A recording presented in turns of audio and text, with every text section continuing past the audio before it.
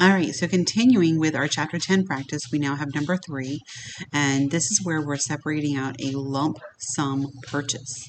So it says Rodriguez Company pays $395,380 for real estate with land improvements, and a building. So they're purchasing one parcel that has the land improvements, and a building on it. They give us the appraisal values, and it says that land is appraised at $157,040. Land improvements are appraised at $58,890, and a building is appraised at $176,670. They want us to allocate the cost among the 3 assets, and this is why we do that. So yeah, if we were just purchasing land by itself, we would just record the land, and that's great. But when we're purchasing 3 different assets as one purchase price, how do we know how much is each of those items? And we can't put it on our books as just one purchase, right? On our books, that's 3 different assets that we're getting. We're getting land improvements, and we're getting a building. So we have to make sure that we value them based on the cost that we purchased them for. So we're going to use an appraisal for each of them, and then use that percentage that we calculate to determine what we should be apportioning for each of those assets. So let's start down here. We're going to enter in the appraised value for each of them. Land again was $157,040. Land improvements $58,890, and the building was $176,670. So we get $392,600. So you can see that our total is less than what we paid. That's okay, because right now what we're figuring out is of the appraised amounts, what gets attributed or apportioned to each of those assets. So this is how we're going to do it. We're going to be taking $157,040 divided by our total of $392,600. What percent is that land of the total appraised value? And we get 40%. So land makes up 40% of the total appraised value. We're going to do the same thing for land improvements. Land improvements had an appraisal of $58,890. We're going to divide that by the total appraisal of $392,600, and we get 15%. So land improvements make up 15% of our total cost. That should mean that building makes up 45%, because the difference should be 45%, but we're going to do the math just to prove it. $176,670 divided by $392,600, and we get 45%. So our land is 40% of the value, land improvements are 15%, and our building is 45%. So now we're going to take those percentages and multiply them by what we actually paid for it. So we paid $395,380. That's what we're going to multiply all 3 percentages by to determine how much we should be recording on our books for each of those assets. So if we multiply them out, we have 40% or 0.40 times $395,380, and we get $158,152. So $158,152 is how much we're going to record on our books for land. Then we're going to do the same thing with land improvements. We have 15% times $395,380, and we're going to record land as $59,307. And then our next one is our building, and we're going to take 45% times $395,380, and we're going to get $177,921. The thing we need to do next is add up these 3 apportioned costs and make sure that the total equals our total price we paid for it, $395,380, and it does. If it doesn't, you've allocated something incorrectly, so you need to check it. So we know these match, so now we have these numbers here as the cost we're going to record each of these assets for. So when we look at land, we're going to do a purchase of land for $158,152, and we're going to do the same thing for all 3 assets. So let's look at our journal entry to see what it's going to look like. So now we're at the journal entry, and we are recording our purchase. So we are getting land, which was $158,152. We have land improvements, which for those, if you forgot from the video, land improvements are going to be like our parking area or our lighting or our fencing, our sidewalks. Those are all land improvements. Land improvements were 59,307.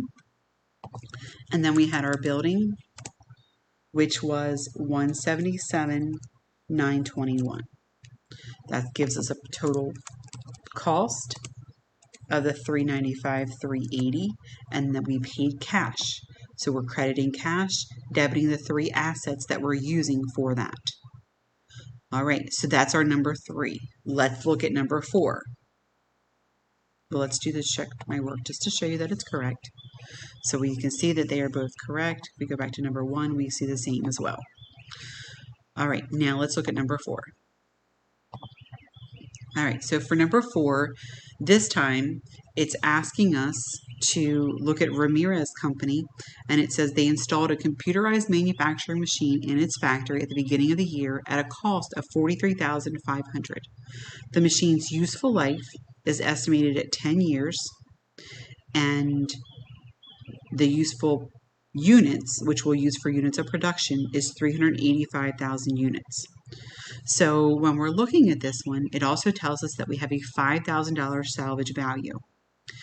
It tells us for the units of production, because we're going to use the same information for numbers 4, 5, and 6. And it says that during the second year, the machine produced 32,500 units of product. So in this first problem, number 4, it asks us to compute the second year depreciation and the year-end book value using the straight line method. So under the straight line method, we can see that we're going to be taking our cost minus the salvage value, and we're dividing it by the estimated useful life in years. That's going to give us our depreciation expense. Remember, for depreciation, it's the same every year. So if we do 1 year, it could be for years 1, it could be for year 3, it could be for year 10. It's the same all the way around. So if we take our cost minus the salvage value, they want us to enter in the number, so I'll do the math over here. We have 43,500 minus $5,000 salvage value, so our cost minus the salvage is $38,500. The useful life is 10 years. They're going to do the math for us and tell us that depreciation expense is $38.50 at year 2. So that's our year 2 depreciation, $38.50. But they want to know now, what is the book value at the end of year 2? All right, well, we have to do some calculations. So we start out with a book value of $43,500 minus $38.50 that was depreciated in year 1 minus $38.50 depreciated in year 2. So our ending book value at the end of year 2 is going to be $35,800 because we had to depreciate 2 years because they're asking for the end of year 2. We know it's the same for both years. So $38.50 times 2, that's what we're subtracting, and we get $35,800. I'm going to do check my work to make sure it's correct, and we see that it is. So now we're going to move on. We're going to use the same information, and we're now going to look at our units of production instead of straight line. So here again, same information. We didn't change anything, but this time we're doing units of production. They did tell us that for year 2, that there was actually 32,500 units being used, so that we're going to need that for this problem. They also told us we had an estimated unit total of 385,000. So for units of production, we're still starting with that cost minus salvage, but instead of useful life in years, we're using useful units, or the total units of production. How many units can they make? So our cost minus salvage, again, it's that 38,500, which comes from taking 43,500 minus $5,000. Then our total units of production is 385,000. And that's going to give us our depreciation expense per unit. All right, so if we know we're taking 10 cents per unit, and in year 2 they had 32,500 units. So we're going to take 32,500 times 10 cents per unit, and we're going to depreciate $32.50 for that year 2. And that's all it's asking us to do. So we can see that we are correct. All right, let's go to number 6. Again, same information for Ramirez Company that we're using, but this time we're doing that double declining balance. Remember, double declining is just double the straight line percentage. So we're looking to choose the beginning book value. That's what we're going to start with. We're multiplying that times the depreciation rate. So double the straight line rate, and that's going to give us our depreciation expense. So for us, we have to figure out, well, what is that straight line rate? All right, well, it's 1 divided by the useful life in years. 1 divided by 10 gives us, 1 divided by 10 gives us 10%. Well, we're doubling that. So times 2 is 20%. So our double the straight line rate is 20%. We're doing that for both years 1 and 2. Remember, they want to know the second year's depreciation. So in double declining balance, we have to do both years to be able to do that. So we start out with our book value of $43,500. We're multiplying that times 20%. But then we have to figure out, okay, well, what is the book value going into year 2? Well, we're going to start out with $43,500 minus that $8,700 that we just calculated as depreciation here. That's what's going to give us our new book value, $34,800. We multiply that by 20%, and we're going to get $6,960 for our year 2 number. And you can see here that it is correct. All right, so the key, remember, for a straight line, it's the same every single year. For units of production, you have to know how many units were used, and you're dividing by the useful life of units, or the total amount they expect to produce in units. And for the double declining balance, we have to take 1 divided by the useful life in years, get that percentage, and multiply that by 2. All right, let's look at number 7. Number 7 is looking for us to compute the book value at the end of year 2, and it gives us some information on Apex Fitness Club. It tells us that they use straight line depreciation for a machine costing $23,860 with an estimated 4-year life and a $2,400 salvage value. At the beginning of the 3rd year, Apex determines that the machine has 3 more years of remaining useful life, after which it will have an estimated $2,000 salvage value. So they want us to figure out what the salvage value is at the end of year 2. All right, well, we have to look and figure out what is it going to be after year 1, right? So we start out, 23,860 is our beginning number. 23,860 was our cost. We have depreciation for 2 years that we have to calculate.